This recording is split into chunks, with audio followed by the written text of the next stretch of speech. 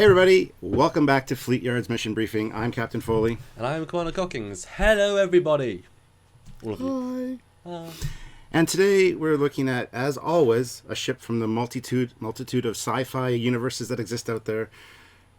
There's so many great ships, so many great franchises to look at, and we're going to try to explore them all. It's going to take us forever, but we're going to try. We're going to be here long until most of these universes have, lost all they've gone to heat death, and we're still plodding along. Because, okay, now we're into universe 47. I can picture that, actually. That's kind of sad. Yes. But anyway, so what's the topic of today's Fleetyards Mission Briefing, Samuel? I don't know, because you are doing this one. I normally do the renders, I normally bring the photos, and this week you said you were doing it, so I don't know. So you didn't come prepared with anything? Oh. What? Don't you try well, that's it, guys. We're going to talk about this black blank screen. So, no, I'm just kidding. It's a cloaking ship. I have to work out what sort of cloaking device it has. Is it transphasic, multispectral? Sorry, I'm blathering. Yes, quiet. All right, so this is one of my favorite ships of all time. I grew up watching this when I was young. It's an old show. It's actually originally from Japan. But here it was called Battle of the Planets, and we're looking at the Phoenix, which I happen to have right here. And I've seen that in person as well. This is a beautiful ship. But yeah, in Japan, it's called Gatchaman Science Ninja Team. Heard that before. And they have different names, and it's a little more adult over there, of course. But when they brought it here, they wanted to make it more Star Wars-esque. So they added elements, changed names, took out the adult grittiness. Oh. Anyway, lots of history behind this show. If you haven't checked it out, look up either G-Force, Gatchaman, or Battle of the Planets, and you'll find out all about it. Okay. All right. So the first picture is one of the most, just one from the show. Nothing fancy, nothing special. The ship you'll see is kind of curvy at the front, and later pictures and stuff you'll find it's more boxy. I prefer the curviness of the one that you see on the animated show. It's a little more streamlined, a little bit more sleek, as you might say. But yeah, this is one ship that, as a kid, being like 5 years old, I used to draw all the time. I used to make paper airplanes and draw the little ship on the paper airplane. So I'm excited to do this episode. Yay! In case you couldn't tell. Okay. Anyway, so let's go on to the second picture. Another great shot of it from the show, again with the more rounded front end. But, what do you think of the overall look of the ship so far? Being new to this whole thing. As we always say, first impressions. Yes. Well, first of all, it looks like a fighter jet to me. That's my instant impression. Kind of a vaguely Thunderbirdsy, like fighter jet, but not really. Like they're trying to extrapolate the future by making it like an actual craft, not just a fighter, but they can't really think beyond the realms of what they already have, hence fighter look. And my guess would be, scale-wise, that those top lights are windows, so maybe like if you're pushing maybe a 3-floored sort of 747, maybe bigger than that. Not big, certainly not big. I mean, it'd be sort of maybe like Nova class size, less. Obviously, a lot of the wing. See, with this sort of ship, the wingspan is completely devoid of stuff. It's just the middle section. But it's interesting. Yeah. It kind of has a very eagle vibe. What's interesting you said that, because they base all of their personas off of different birds. Well, there you go. But we'll get into each of those in a second. Okay. But, I'd say you're right. It's probably about half the size of a 747, I would imagine. It's not very big. It's funny that you mentioned Thunderbirds, because it does have that kind of multi-aspect thing to it, which we'll talk about in a minute. Multi-aspect thing. Wow, you're bringing all the technical terms out this week, aren't you, Stuart? As always, my friend, as always. Well, let's go to the next picture. This picture is really cool. This is from one of the comics, and here you see it's got a more squared off appearance instead of rounded like we just saw. Looks more like a car in this one, like Penelope's car. Yeah, that's more what this one looks like. It's got the squared off kind of. Cheaper to make. Well, I actually do have a smaller one that's more rounded in the other room. I should have grabbed it, but this thing, basically, there's a threat from outside this galaxy, Zoltar and his men. And they create these huge monsters, it's very typical in Japanese kind of things like Mega Man and Godzilla. There's always these big monsters to fight. So And Power Rangers. yeah, exactly, and Zords and things like that. Yeah, so yeah, this ship is designed to fight those. Basically, it's a small craft. There's 5 people on board, so it's not very. Oh, okay. There doesn't need to be a lot of room. There's So actually So they're not really windows at the top then, that's sort of just lights, I guess, is just a fighter then. Yeah, I don't think those really are anything, to be windows, honest. They're not windows or anything. I'm pretty sure that's where that front section or that top section we're going to talk about in a minute, what's in there. But I think the bridge on this is pretty much nestled right in the middle of that center part. Okay, so I have a question. Is this a spaceship? Is it a fighter? Is it what sort of craft is it? Because it has a very fighter vibe, but is it space? Where is it interstellar? Is it intergalactic? Is it transdimensional? It is. In All of Gatchaman, them? Wow. Yes. Well, no. Yeah, it's for going into space. In Gatchaman, it can go into space. It doesn't very often. But for Battle of the Planets, they changed it a bit and made it kind of going from solar system to solar system, taking care of problems. The way they edited it was kind of funny. They made it more Star Wars, like I said. So, but yeah, definitely capable of going into space. But Cool. the next picture is just, again, kind of like an orthos view of it. Very simplistic one. So what like how far in the future is this meant to be then? Because it like what's the sort of timeline for this thing? That's a good question. Probably about now. Oh, 'cause nice. this was made back in like the 70s. So yeah, I think they were going for like a 50 years in the future kind of thing. To be fair, you could probably build this today. I would, and space worthy. Yeah, SpaceX should get on this. This is a cool design. Yeah. Anyway, next picture's got some interiors. It shows some of what's going on in there. There's like most of it's empty space, but there is a lot of storage bays and stuff because there are 4 other craft that come out of this one, which we're getting into in just a minute. So. Okay. But you got the fuel tanks in the wings. Astrojet engine. Yeah, that's a cool name. Also, this thing's really cool. The vents here at the front, they actually close because it's designed to go underwater as well. So you don't want to get water in there. Its main base is actually underwater, and on the bottom it's got vertical takeoff and landing capabilities where glass jets out the bottom. So it's very much designed for everything. Pretty much, yeah. And here we see the little dome at the top there, that little half. Well, it's a dome. It's a half circle. Yeah. That's where they come out of. So 5 people can stand in that, and that gives you a sense of scale. All 5 of them raise up, and then the bubble opens up, and they jump out. That's pretty big then. It's fairly big, yeah. Well, especially if it's. I mean, how tall though? I mean, is the bubble the size of the person if you look at the side view, or yeah? Because if you're looking at the side view, the bottom of the bubble, a 6-foot person can stand in there and still have a foot or 2 of room above the dome before it opens. So that's probably like an 8-foot, 9-foot dome. Well, that's a really big ship then. I mean, that's certainly bigger than a 747. I mean, in terms of what's that like 6 decks deep, and then you're looking at. I mean, you could work out that exactly. That's a pretty big fighter. But they're not decks per se, because like I said, a lot of this is probably engine capacity. The command center it shows it right there. It's actually right in front of the dome, but set in the middle of the ship. And it's also got a few missiles and a missile bay and stuff. So it's pretty much all machinery in there. It's not really deck. It's not like Star Trek where there's decks and crew quarters and stuff. So, but certainly, this would be fun to see in scale with a jet fighter outdwarf it by a long way.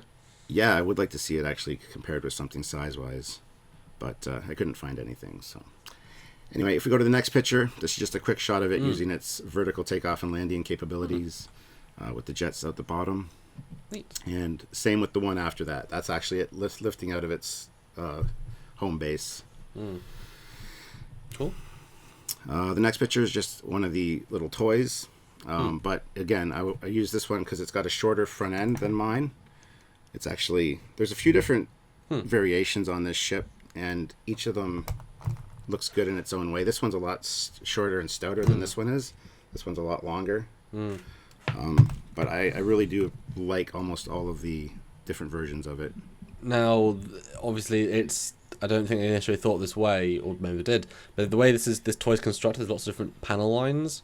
And if you say it's shorter, do you think they could just have, because easily a panel line just past that dome in the blue bit? Do you think they could pull it apart, add a new section, and that's how it gets shorter and bigger? It's just they pull parts out. It's a possibility, but I kind of doubt it. It's just different interpretations on the animated version of it. There's also been different remakes and stuff of this ship over the years. So some really outrageous designs for it, and some which aren't.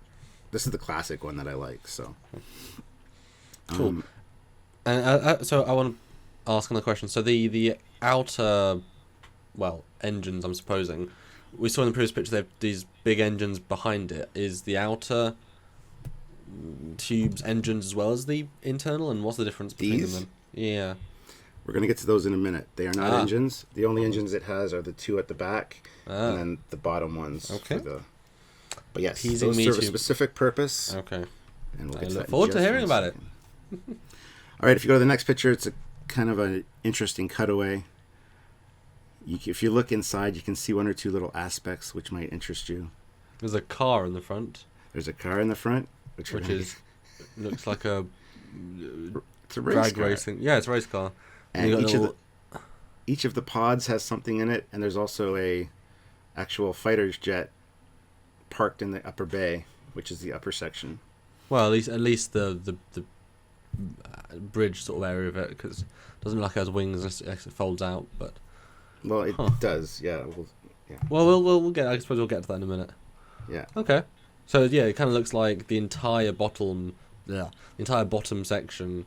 All the blue bits basically is just mechanical, just to make this thing work, and then that red section is the living area. So actually, yeah, it's pretty. Yeah. See, that's interesting. Now, does that mean the technology at the time is pretty bad that they haven't to build such a big thing, or is that because they couldn't think that far ahead, or is it doing so many advanced things that needs this much machinery? That's kind of what I'm thinking. It's purpose-built craft.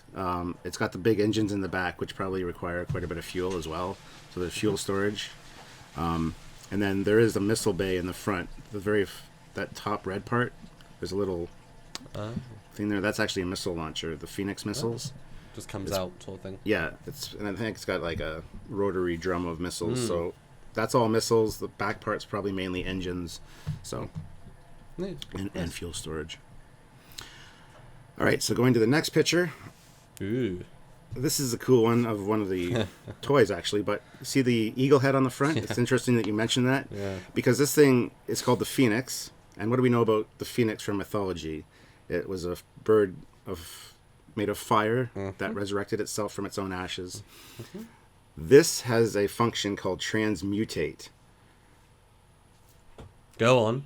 Which, when they initiate it, it actually turns into a fiery bird. And if you hit the next picture, this is a shot from the comic, one of the comic covers of it actually mid-transformation. Okay.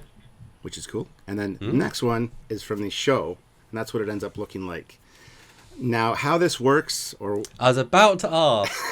Please go to detail. I'd love to know. There might be an explanation. I'm not sure what it is offhand. I just know that when they do this, they can cut through, enemy ships and things, and it doesn't damage their ship.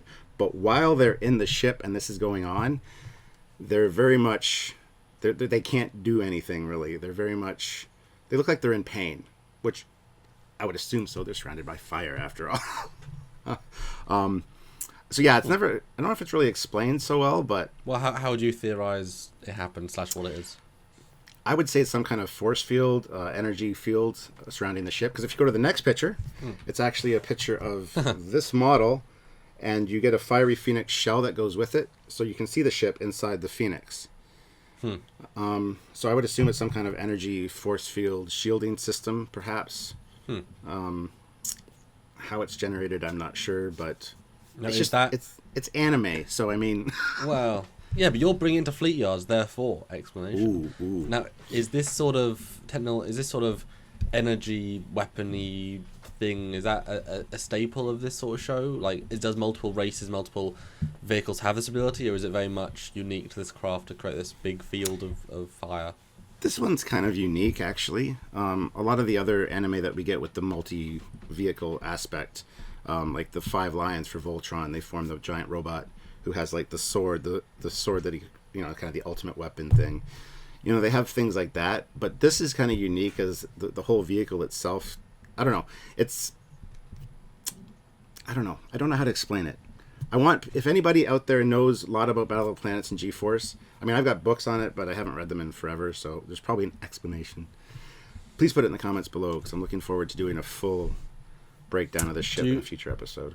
When it stops the effect, does the bird motif just disappear, or does it dissipate? Yes. Does it sort of explode? Yeah, it just kind of flames out, and then the ship, right before it forms the bird, the ship turns red and orange. The blue and red is transformed into like an orange and yellow kind of thing. So do you think it could be some plasma coming out and then they ignite it, and because it's held together by force fields, it then creates this effect? It's a distinct possibility. I don't see why not. I don't know if they ever went into a full explanation. I don't think they did, to be honest. Probably not, no. I think some of the remakes later years might try to explain it, but I don't think the original ever did. But let's move on to the next one, and this is a shot of all of the vehicles. One of them doesn't belong there, and that's the red one in the upper right. I assume this is not to scale. No, not at all. But we're going to go through each vehicle independently of each other. So let's move on to the next photo, and this is a breakdown of where everything is in the ships. Now, so this is very much Thunderbirds then? Yes, it's very similar. So up in the upper left, you got G1, which is Mark's ship. It's a single-person fighter craft, probably the size of like an F-18 Hornet, because it's got one pilot seat. And does it take those fins with it? Is that the top It takes of the fighter? center fin. It takes the center fin. Okay. See, this fin here is actually the plane. Okay. And when it slides out... He can demonstrate as well. I know. The wings fold out. So as it comes out, the wings fold out, and you got a fighter. Nice. Cool. So yeah, it's still got two fins after the center fin has been removed. So then if we go to the front of the ship, you see G2, which is Jason's race car, basically. God love Jason. Yeah. Well, those are their Battle of the Planets English names. They're actually different names in Japan. But up at the top, there's G3, which is Princess's motorcycle. It's also a hydrofoil, so it can work on water as well. Neat. Yep. And in the bottom left of the picture there's G4, which is Cheops. It's like a tank, but it has like jets on it, so it can do vertical takeoff and landings as well. But yeah, that's the main ships. And then if you look right above Cheops, you'll see the G5, which is the Phoenix, with all of the other extra vehicles out of it. The wings fold down, the front part, well, the nose cone retracts into the hull for Jason's car to go down. It does. I don't know how. It does. Don't ask. You see it in the show. They retract back the 4 points, and then suspension of disbelief. So are these? I mean, are these all military vessels with guns and rockets, and or are they more? Is the main thing a military craft, and everything else is more just surveying and when you get somewhere? No, they've all got their own weapons platforms. I know that. Yeah, they all have rockets, and the little tank for Keop, the mouth opens up and it's got like a net that you can use to grab things, and yeah. So let's go to the next picture, and this is just a quick example of the rear hangar bay and how the Mark's ship goes in and out. And if you ever need extra thrust, you just open up the back doors and fire their boosters as well, and you have this extra bit of thrust. I guess I never really saw that, but yeah, sure. Hey, escape velocity from the big titans that can't move very fast. Cool.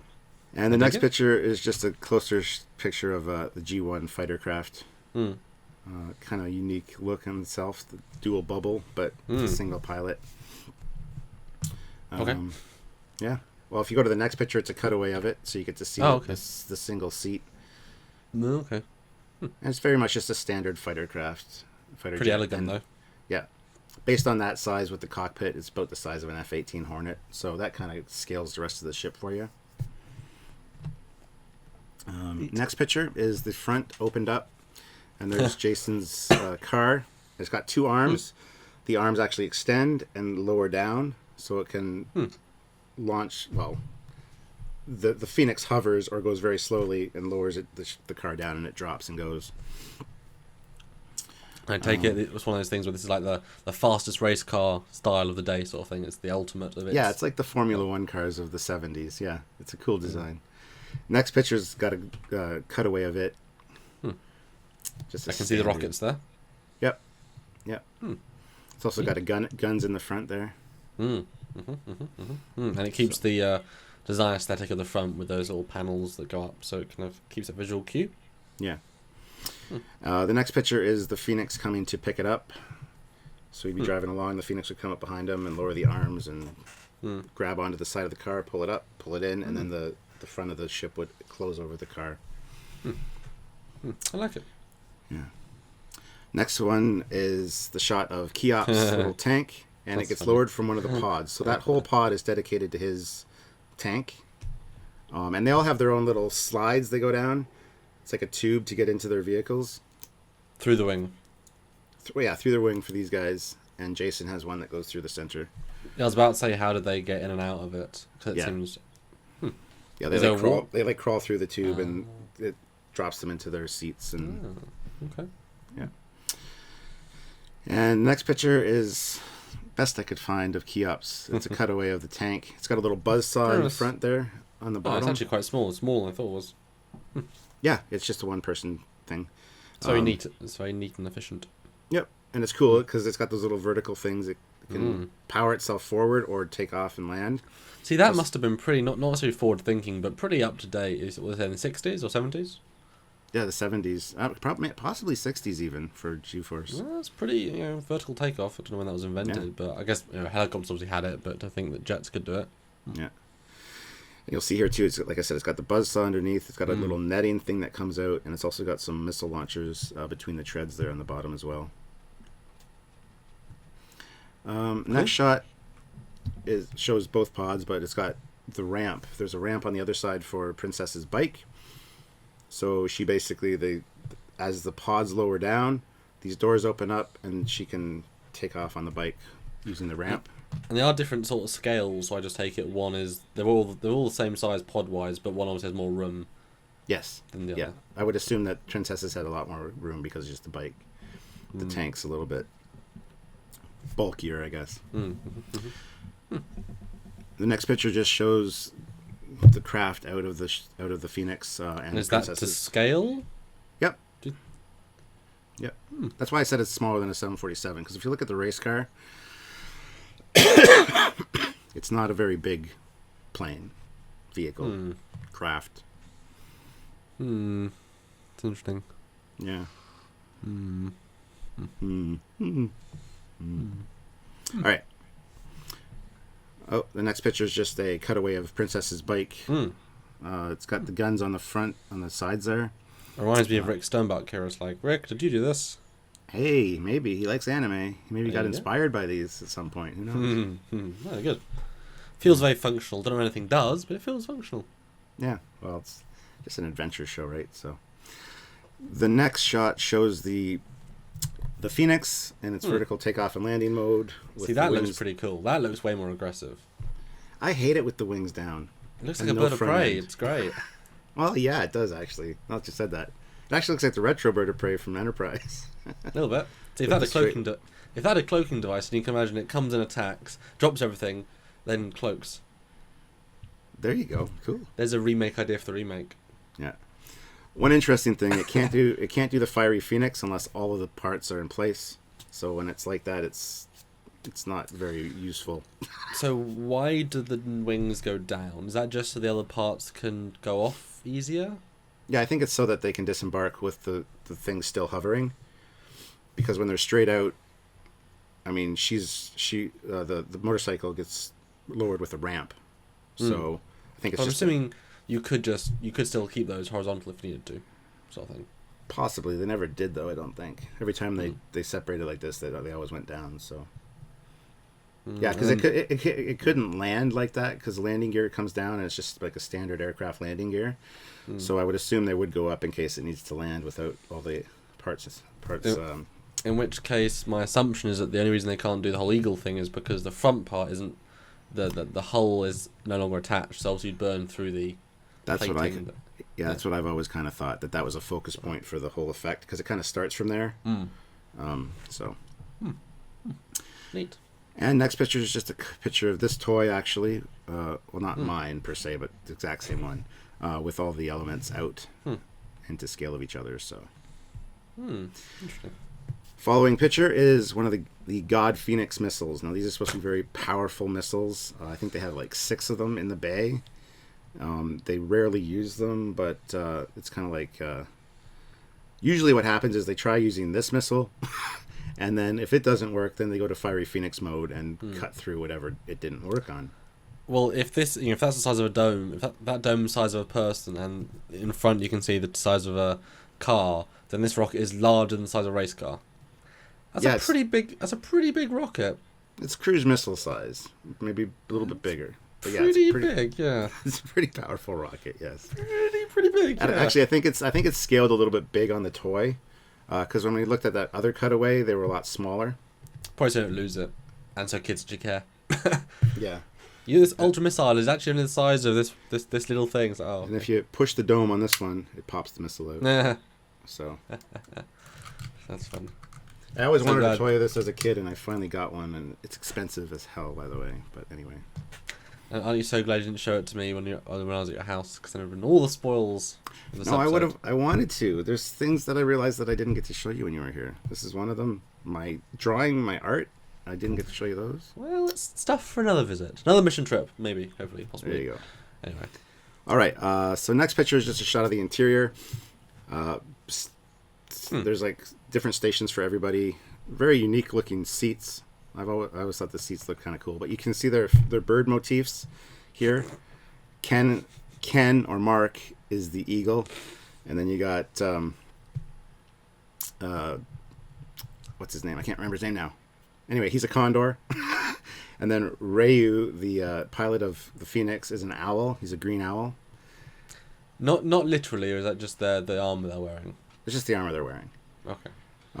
Princess is a swan, and Keop is some kind of bird. I can't remember.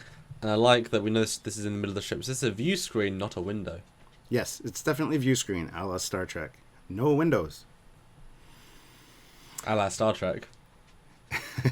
The other one. Okay, cool. The next shot is a small shot, but it's the best I could find. It shows the layout of the bridge, kind of. Very functional. Big. Very functional. Everybody has a station. There's actually another chair just behind the back two, which faces to the side of the ship. God, that big panel of all the different rectangles, the orange one. I'm assuming that's a big LED that you can then transform into one big sort of tactical computer display, because that's a big screen. I don't think so. I think it's just buttons. I don't know. Okay. Never really explained. And in this next shot, we see all of them in their costumes. So you get the... Oh, it's a penny to bit going. You laugh, but this is a good show, and it's got a great fan base and good following. So that green guy looks appalling. He looks like a fat pervert with a. Well, he is fat. With a bird on his face. He's the pilot of the Phoenix, so. And there's a little kid as well who looks like he's got a Halloween, but has a scarecrow that he's found other. It's great. He's actually genetically enhanced. He's like super smart. But anyway, those stories for each of the characters change for each incarnation of the show as well. So, but anyway, this is just a shot. You get to see the kind of radar screens on the side of the ship there on the bridge. Right behind them is like a turbo lift. Yep. That takes them to their individual ships and stuff. So, cool. Next shot is a very cool one that I found of it being worked on in one of the bays. So not from the same anime show, I'm guessing, as the last picture. No, I think this is just a fan-done one, which is absolutely amazing. I love seeing this ship. This ship just impresses me every time I see it. So what about it impresses you specifically? I mean, for me, it looks like a sort of a normal-ish fighter. I mean, it's very sort of sleek, but also quite bulky at the bottom. What about it impresses you then? I don't know. I think it's probably because I grew up with it. I was such a fan of the show as a kid. I wanted to change my name to Mark because he was the leader of the team. Oh, hi, Mark. I don't want to do that now. So I don't know if it's just nostalgia, but I think this ship was ahead of its time as far as sleekness and aerodynamics went. I really thought it was a cool looking ship, and I've always been into fighter jets and stuff. I don't know. It's just a cool looking aesthetic that really works for me. So. And this one is a much nicer model. The way they've done it. Oh, it's also missing the third spire at the end, but you can clearly see they've actually really highlighted the bird motif on the top part. Where you've lost the dome. It's now we've lost quite a lot of details. To be fair, they've obviously reinvented it a bit, but there's actually like a bird with a mouth, much more intense there. It fits the aesthetic even better because they got like a small bird on top of a big bird, but the big bird is like a monster bird. Yeah, and I actually like what they did with the dome there. Got rid of the dome and kind of have like it's still glass, but it's like the front of that. It probably slides back or something. Well, if it actually fits in better though, yeah. Yeah. So there's a lot of cool reinventions of this ship, but anyway, last picture is just a shot of this toy with somebody put over like a aerial view. So nice. Looks fast. That's it. It's called God Phoenix from Gatchaman or G-Force or Battle of the Planets, depending on what you grew up watching. So. And how powerful would you compare this to something in, say, the Trek universe or something I can relate to? If you could 1-to-1 scale it. For size-wise? No, powerfulness. Oh, powerful. What could it go toe-to-toe against? Ooh, you're catching me off guard here. You